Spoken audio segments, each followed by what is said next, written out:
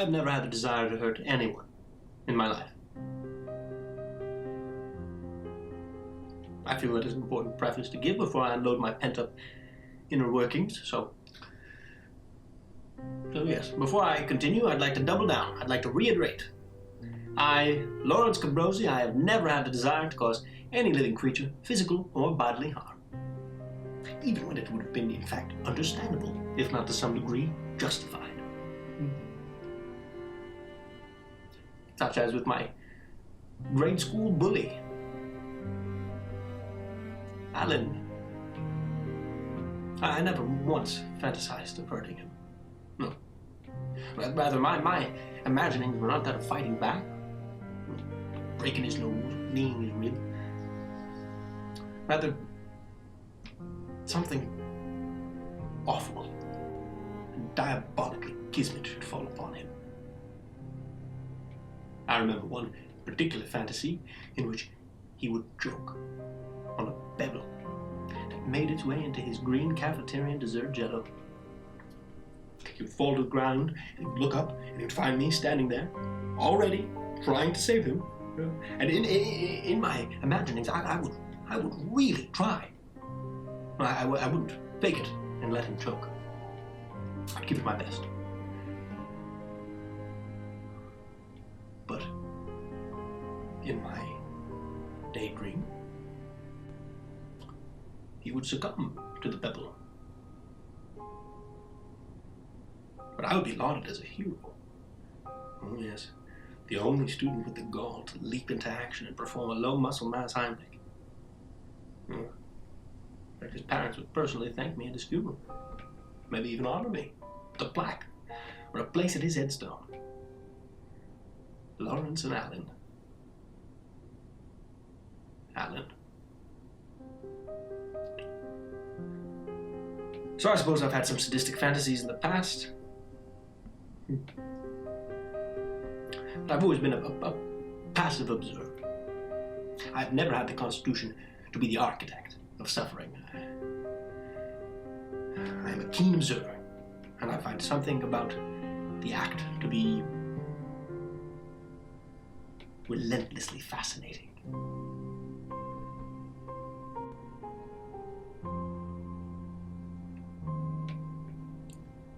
I think that my preamble may have done more to automatically write off my current ruminations as crazy repeated behaviors. I assure you, my intention was to warm you up to the fact that I am an, albeit strange, but a passive person.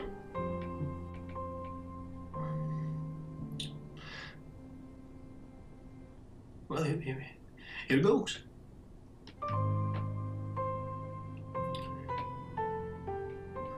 I've been having a dream, both day and night, where I drive a vehicle into a large crowd gathering. Bear with me. Just a moment longer. Bear with me. I know I sound like a maniac who deserves to have his license revoked, thrown in prison, and beaten with the likes of Dahmer. But I ask for just a few more moments of your rageless attention before the weight of collective morality comes crashing down upon me from friends and enemies alike, because the key to this fantasy, the key element, it does not work. I do not succeed. Nobody is killed, nobody is hurt, not even a scratch. And my vehicle works fine, by the way. I fail in spectacular fashion. I careen into a wall or a lamp.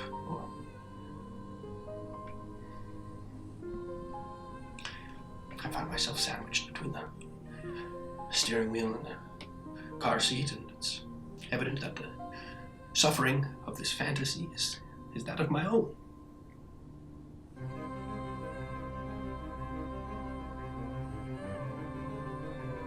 Could you imagine?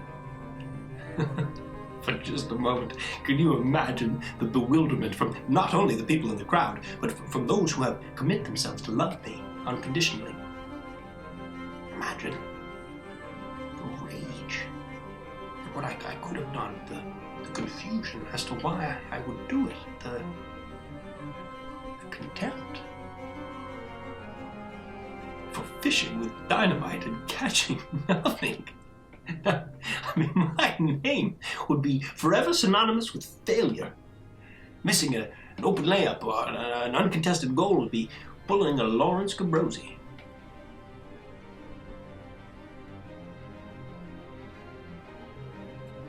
I am well loved and respected.